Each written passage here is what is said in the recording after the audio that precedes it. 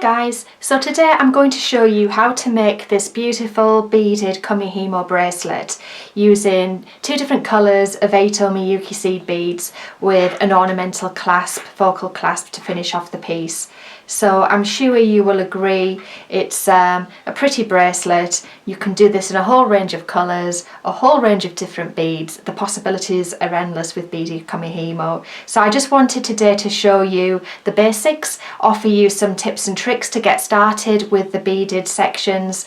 I also have a kit available, a starter kit available on my Etsy store, and in that you'll have everything that you need in order to get started and create something very similar to this. So please check that out, and if you want to learn how to make this bracelet, then keep watching. Catch you soon. So to make the bracelet, here are the supplies that you will need. You will need a round Kumihimo disc. You will need 8 snap shut bobbins, and these are just the little plastic bobbins that open up and then close again. As we're working with beads, these will be absolutely essential in order to stop the beads from falling off. You'll need something to weight your braid with as you work it. This is a Kumihimo weight. I'm going to show you how to make something similar to the Kumihimo weight that you can use from just simple household supplies if you don't have one of those readily available. We have your Lon Cord, and you can choose whatever Lon Cord you want in relation to the colour of the bracelet that you're making. I'm wearing a lot of pink at the moment with it being summer, so I've chosen this Duracoat eggplant and this galvanised silver 8-oh Miyuki seed beads in order to make the bracelet. You can then choose your end clasps. These will need a 2mm end clasp. We've got like a spiral one which sort of works in that fashion and closes, and then we've got a toggle clasp, so it's entirely up to you which you'd prefer to use for your bracelet. We've got some super glue in order to attach the end clasps onto the braid when it's finished, a ruler so we can measure out the Lon Cord, and I've also got some sellotape, and I'll show you what I'm going to do with that as we work through. We'll use this to stick the cords into the bobbins, and we'll also use it to finish this particular bracelet, and then a pair of scissors, and that is basically what you'll need in order to make the bracelet. So I'll see you in a moment. So I mentioned about the Kumihimo weight. These are relatively inexpensive, but there is an alternative that you can use. There's many different alternatives. What you need to do, I mean, there's a reasonable amount of weight in this. You need to create something that has an equivalent amount of weight, and basically the weight is to make sure that you get some good tension on the braid, and I like it especially when I'm working with beads because it means that you get a really nice uniform braid that comes out at the end. So what I've made, and this is really simple to do at home, is a bag of coins. So I've basically put some coins into kind of a little bag here, and I've attached a binder clip to some cord that I've just tied round the end of it, and I'll show you how this will work as we move forward. But this is the equivalent of a Kumihimo weight that you can just make with a bag of assorted coins or whatever you want to weight this down with, marbles, whatever you want. So yeah, I'll show you how you would attach this in relation to the Kumihimo weight as we work through the bracelet. So what you'll need to do next is cut the lengths of your Lon Cord. Now normally the rule of thumb is 3 times the length of the bracelet that you want. So I'm going to be making enough cord length to give me about a 7-inch bracelet. So obviously 7 times 3 would be 21. So I always like to err on the side of caution. The thing is, you can't add more cord, and this is relatively inexpensive, so I tend to go a little bit more. So I'm going to cut about 26 inches of cord per length, so I'm going to need 8 lots of these. So I've got my ruler here, so there's 12 inches, there's 24 inches, and then I'm going to take another 4 inches there just to err on the side of caution, and just cut that there.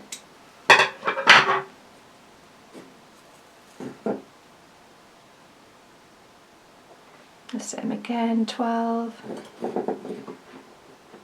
24, plus the extra 4 just for good measure.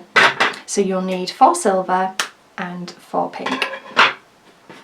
Okay, so now we've got 4 of each colour, so that's 8 warps cut in all 28 inches long. So now we're going to collect them all together and combine them into one unit. So, excuse me, we'll start by picking them up.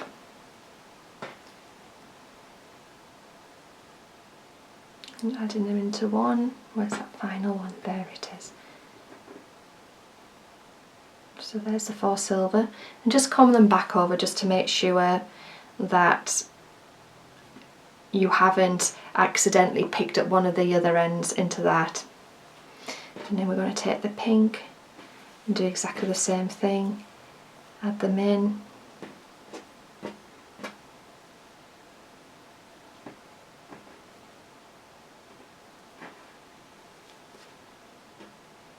Like so. Last one. And I'm just going to give them a comb through, and then all we're going to do at this point is tie a simple overhand knot to join them together, like so, and then just pull that knot down as close to the end as you can, and then just secure it. I just like to pull on each of these individually just to make sure everything's nice and tight. And there you go, you've got your overhand knot ready to go. So now we're ready to add the beads onto the individual cords. Now normally the rule of thumb is you would string on half of the amount of beads that you would want for the overall length of your bracelet. Now I'm probably aiming for something around about 7 inches, so you'll be looking to string about 3.5 inches of beads per warp or per cord, which roughly works out around about 50 beads in this instance. So I'm going to pick up 50 beads per cord. This is a little bit time consuming and probably is one of the most time consuming elements of the preparation phase of the beads, of the making the bracelet. The nice thing is you can use the end of the cord to pick up the beads. It's quite stiff, so you don't necessarily need to put a big eye needle on the end of it. If you prefer to use a big eye needle to pick up the beads, then absolutely you can if you feel as though you need to, but the cord itself is probably enough. So I'm going to go ahead and start picking up the beads.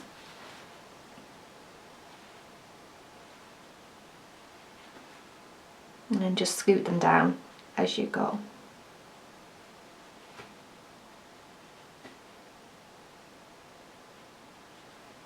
Oh,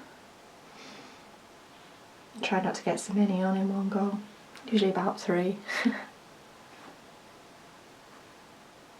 If you don't leave too much cord, it seems to make it a little bit more rigid.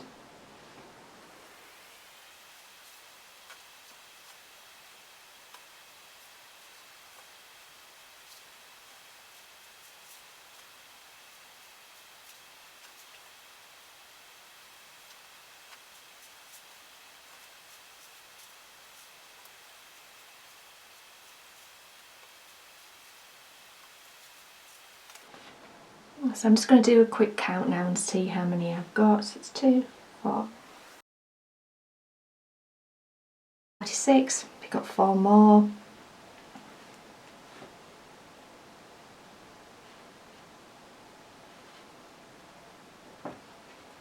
So there's my 50 for that one.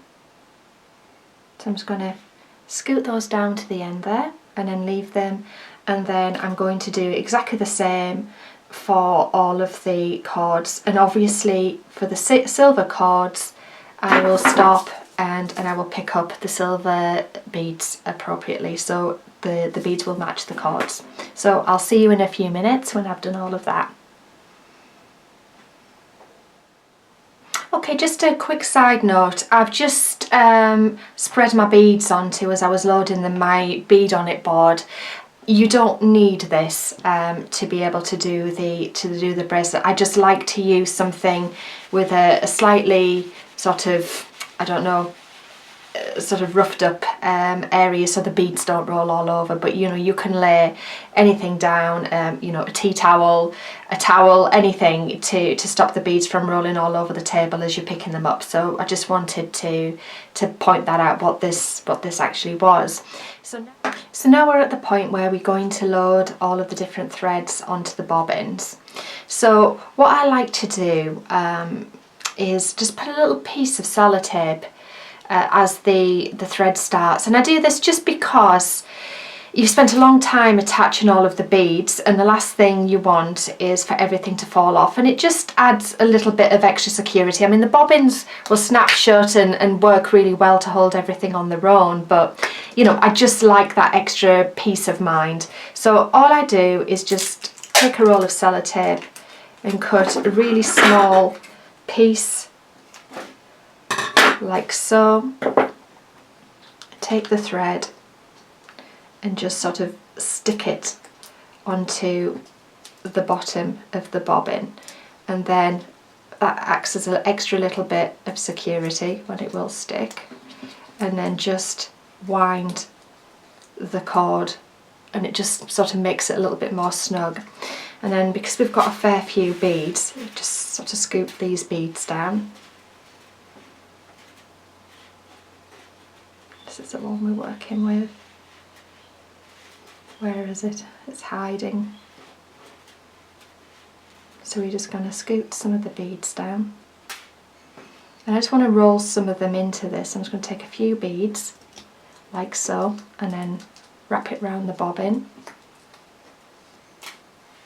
A couple more times without any beads, and then just add a few more beads in, and we'll release these as we go. It's just so you don't have such a long length hanging.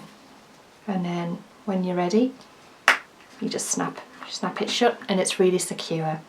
So I am going to load up the rest of these, and then I'll come back when I've got all 8 secured onto the bobbins. I'll see you in a moment. So we've now got all 8 bobbins attached to each of the cord ends. Now you need to be thinking about loading up the disc. So we're going to pass this little knot piece through the centre of the disc, like so.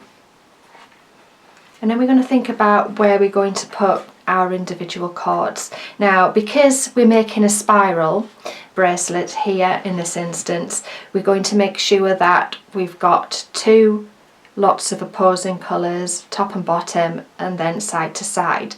So in this instance, I'm going to take, we just need to kind of sort through the threads really a little bit to try and find out sort of where they're sitting. It doesn't have to be precise, but in relation to that knot. So I'm going to take this guy and place it, or try to place it up top, and then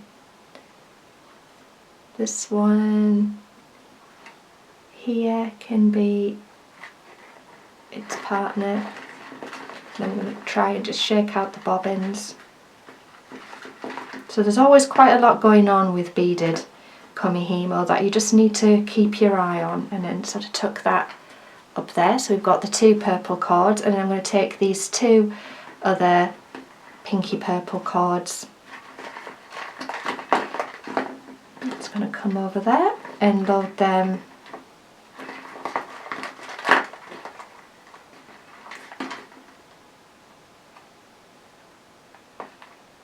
trying to get some of the crossovers out, and it's not absolutely essential, it's just trying to keep everything a bit more neat and tidy really. So I'm going to take these 2 across to that side, and then the other silver grey cords across to the other side, like so. And then just make sure, just by pulling on the cords either side, that that knot's pretty central. It doesn't have to be, but it just allows you to be able to sort of keep an eye on what you're doing. Okay then, so we're now ready to attach the weight onto the back of the cord. So everything's kind of dangling in that sort of fashion, like so. You've got your beads hanging. So essentially now all you would do is take your Kumihimo weight and attach it onto the knot that you've created there. So that's what you will do, and then that will just hang off the back and through. You could also at this point, if you wanted to, attach your homemade weight in the same manner. You would take your clip, you would then attach it onto the knot like so, and it would hang in the same way off the back. So it depends on what you want to work with. I'm going to use my Kumihimo weight in this instance, but you know, this bag of coins will work exactly the same way that you would with the standard Kumihimo weight. So I'm going to reattach that onto the knot and just make sure everything's pulled. And obviously the weights just add some tension to the braid as you're working it. So at this point we're not going to add any beads in initially. We're going to create a little bit of plain braid just with the cord, and obviously that will enable us to add the clasp later, because you can't add the clasp over the beads. So you were just going to create probably about, I don't know, 3/4 of an inch of plain braid to start with, and you're going to braid in the standard Kumihimo style. So I'll show you how I tend to do this, and this won't change at all even when we add the beads later. It's the same format, and then I'll show you what to look out for as we add the beads. So essentially all you're going to do is move one of the warps or cords individually, and it's the same pattern throughout. So providing you moving the cords and turning the disc in the same way every single time, your braid will come out perfect. So I'm going to take the bottom left cord and I'm going to move it top left, okay, and I'm going to take the top right cord and move it bottom right. So everything's in the same position. The only thing that's shifted is that these two cords have moved one place to the left of the dot where we started. So this disc has numbers and it also has dots. For this particular style or this particular design, we're not going to worry about the numbers. I'm just concerned with the position of the dots to start with. So we've loaded each of those either side of the dots initially. And then what we're going to do is rotate the disc 90 degrees. So now these two threads, the silver threads, are sitting either side of that dot in the starting position, and then we're going to move the bottom left to the top left, the top right to the bottom right. So again, the only change that's happened is that these have moved one place left of that dot, starting dot. And then we're going to rotate the disc again a quarter turn or 90 degrees, and we're going to do the same thing. So this bottom left cord is going to move top left, the top right is going to move bottom right, and then we're going to rotate bottom left, top right,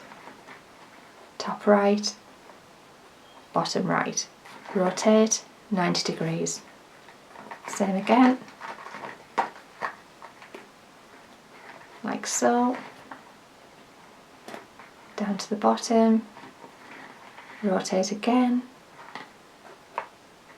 sorry,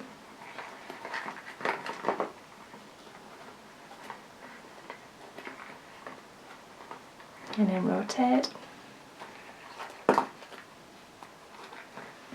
So what happens if the doorbell rings or you need to take a pause with your Kumihimo? So what you want to do is move this one to the top. So now you've got 3 cords sitting at the top, and you can place your kumihimo down. So when you come back 5 minutes, 2 days later, you know when you pick this up, the first maneuver you're going to have to make is move this top cord down to the bottom, like so. Same again, all the way through.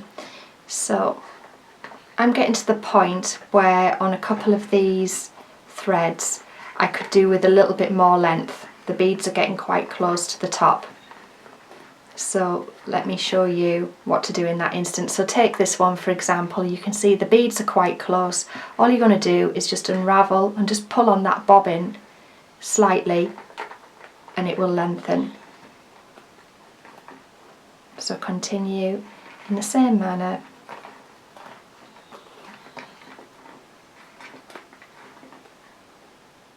So I've continued braiding for a little bit longer. My thread's in the stop position here, so I know that when I go back to this I'm going to move that down to the bottom, and you can see now that I've got, you know, probably about just over 1/2 inch to 3/4 of an inch of braid there. So you can see the spiral pattern has already started to form, and we're at the point now where we can start to add in the beads. In reality, in terms of what length you're going to need in order to attach the clasp, you're probably only going to need about 0.3, 0.4 millimeters to fit into the end clasp, but I'm just giving you a bit of extra to work with here, just to make life a little bit easier for the finishing process, just so you've got something extra to grab hold of as you're finishing the piece. So we're now at the point where we can start to add in the beads. So I've zoomed you really close in at this point because it's really important that you're able to see where the beads need to sit. So we're going to make our first move. So I'm just going to scoot the first bead down into position. Now, what you don't want to do at this point is just pull like so. You need to catch the bead underneath this warp.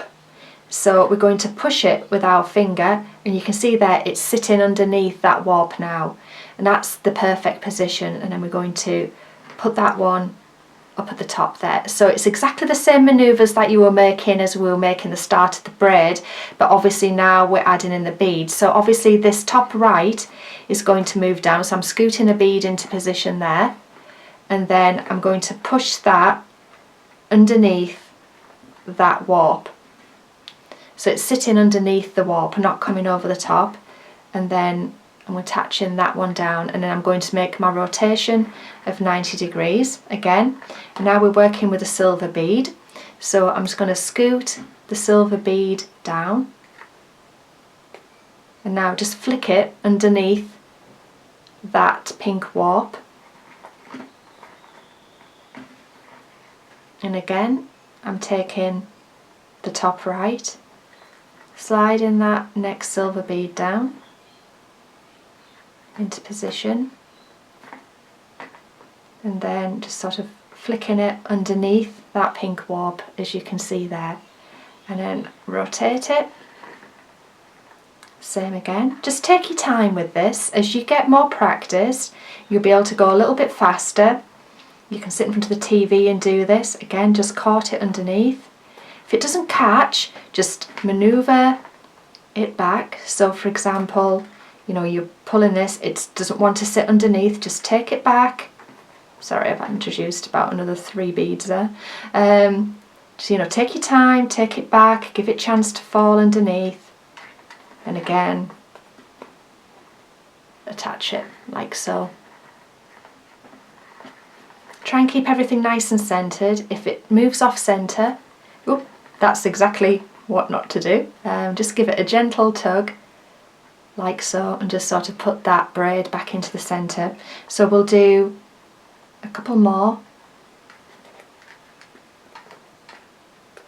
So underneath,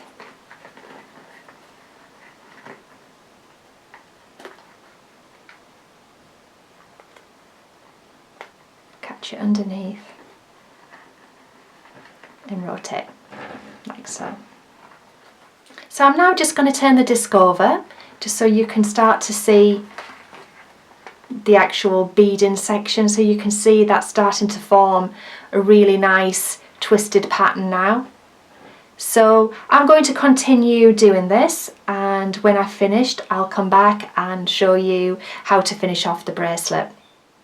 So I'm quite a way through the braid now, so this is what I've got out of the end. It's not quite where it needs to be, but I just thought I'd come back at this point and just share a couple of tips and tricks with you in terms of the process.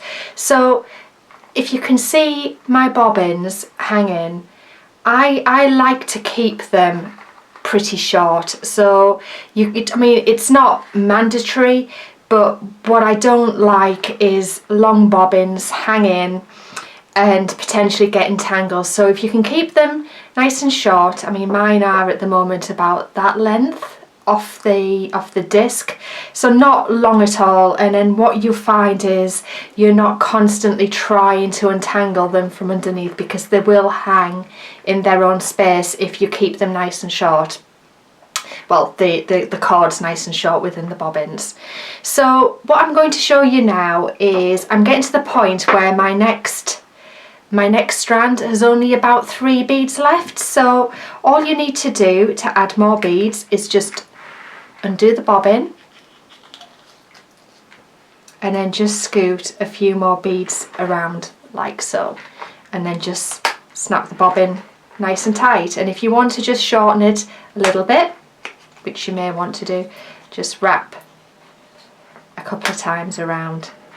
And then if you need more thread, all you need to do is just unravel the bobbin a little bit. So that is just something that I like to do, is just keep the bobbins nice and short, just so you haven't got a load of sort of tangly bobbins on the bottom of the disc. So yeah, I will come back when I've finished the braid length and we will finish off together. I'll see you in a moment.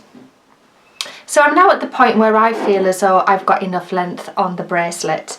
There are probably about 8 or 9 beads left on the bobbins that are unused, but that's absolutely fine.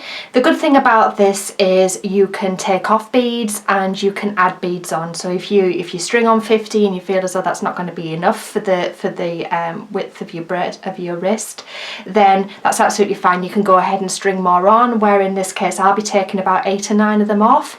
I don't have the largest wrists in the world, so you know, I always know that, you know, when it comes to calculations, that my calculations will always be that little bit smaller, but you know, you are making this to size yourself. The important thing to remember also is that your finishing clasp will add around about 1 inch or so onto the length, depending on what you're using. So just remember that as well. You don't want to end up making your bracelet too big because you haven't taken into account the size of your clasp to finish with. So I'm going to put on my last bead now, which will just be this pink bead here, and then we're going to do the next portion of the piece without any beads attached at all. So the same way that we started, you're just going to make a plain braid without adding any beads on. So you probably want, you know, close to 3/4 of an inch to 1 inch of non-beaded braid now at this point. So go ahead and finish that off, and then I will come back at the very end and we'll remove the warps together. I've now removed the bobbins and the rest of the beads and returned them to the container. So all I literally have hanging now is the I can go ahead and remove the weight and take that off, and then obviously there's my portion of beaded kumihimo with the end finished as it is. So it's just a case now of taking all of the threads off, pulling it through, and then we're just going to tie again a very simple overhand knot. I mean, you can see how much cord is left, so we really have you know, overestimated. I'd rather have far more cord than not, because you know, you can't add it in later, so you know, it's best to have more than less. So there's our overhand knot, so everything's nice and secure. So we're going to come back and add the end clasps on, so I'll be back in a moment. So there are a number of ways that you can go ahead and attach the end clasp. You could tie a piece of thread. These wells are about 1/4 of an inch deep in the clasp, so you could go ahead and tie a piece of thread around sort of about 1/4 of an inch high and then cut off the remainder above it. What I'm going to do is use some tape at this point, so I'm going to cut myself just a small piece of tape.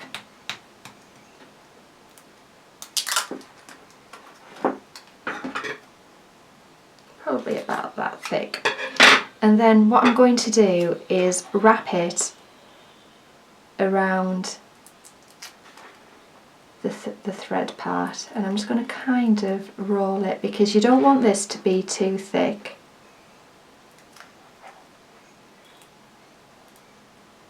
And add bulk onto the actual end. So just work it round like so. And that is stuck firmly on there, which is great. Okay, so you can see where that is. So the tape is now attached. And then we're going to take our end clasp and put that end on first. We've got our glue.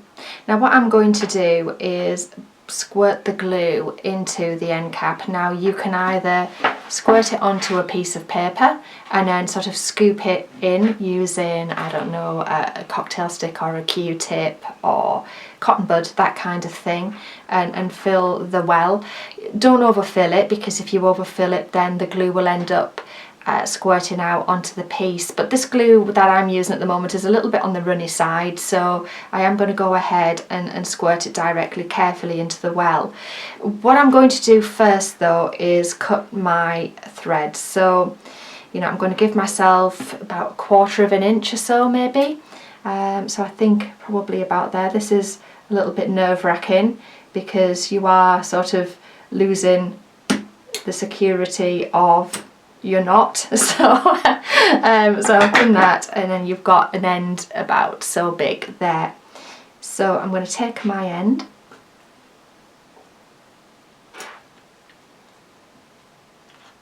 I'm going to do it over here so I don't get it all over my desk, and just very carefully squirt a small amount like so into the end cap. Maybe just a little bit more, I think that will be enough. And then you're going to take your end and push it in. Now you can be very brutal at this point, it will go, you've just got to work it in. Rotate it round and round and round like so. That's just snapped in there. There you go.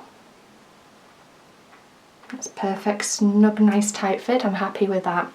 And then we're going to do exactly the same on the other end and attach the clasp. I'm going to do exactly the same with the sellotape and then put the glue into the end and attach it. So I'm going to go and do that now, and I will be back in a moment.